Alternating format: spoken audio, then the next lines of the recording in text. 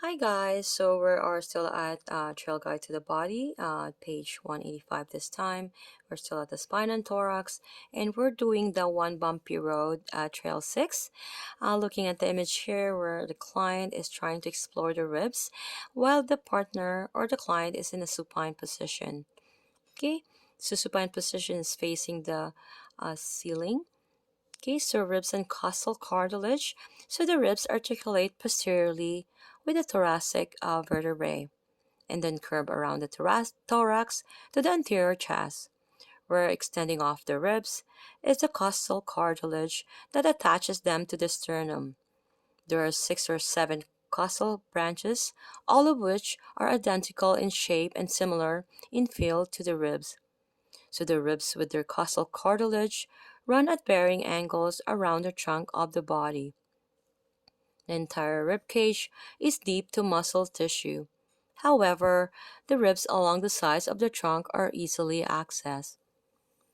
The spaces between the ribs are filled with thin intercostal muscles that can usually or easily be palpated. When exploring the thorax, consider its three-dimensional quality. Often the thorax is viewed as having only a front and back, leaving its lateral portions neglected. The laterals on the side. Okay, as you explore the body's trunk, try to connect all of its sides together in your mind and with your hands. Note how several muscles such as the deeper abdominals and intercostals literally enwrap the thorax. As you explore the thorax, avoid accessing mammary breast tissue, right? This is where the mammary breast tissue is located. Ask your client, your partner, male or female, whether you might palpate the surrounding areas. Keep in mind, male or female, it is considered a sensitive area. So we're going to ask a client to have a separate sensitive area form. It's a consent that they must sign if you were to palpate this area, right? Whether they are female or male. Okay, I have established that. So going ahead here, we're having our supine uh, client. We're going to slide laterally from the sternum onto the costal cartilage. You're going to use your fingertips to locate one costal branch and palpate its rounded surface. You're going to roll off the cartilage into the space between the branches. You're going to explore this groove as it extends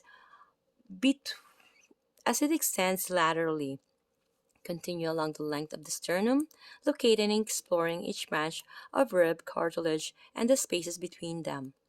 So if you can ask your questions to confirm if you can determine how the angle of the ribs changes as you move around the body. Can you differentiate the round shafts of the ribs from the ditch-like spaces between them?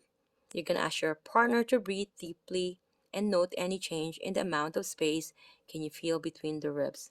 Okay, so the jugular notch, the sternal angle, and side-foot process can be guide marks along the vertebral column.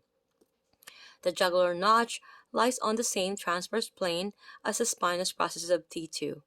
The sternal angle lines up with the spinous process of T4.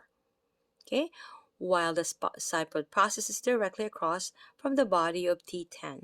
So keep those land markings, okay? T2, T4, and T10. Of course, many factors such as posture and body type will affect the placement of the ribs. So meaning if you are able to palpate and they're not in their positioning, therefore there's something off, muscle imbalances, there's a lateral tilt that could be happening. So you're going to have to know and really learn all the skills in palpation. So use these correlations only as guides, okay?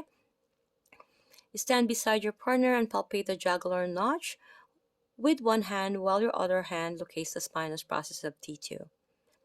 Note whether you can see or feel a difference in the levels of these landmarks. Follow the same procedure for T4 and T10. See you guys in the next video.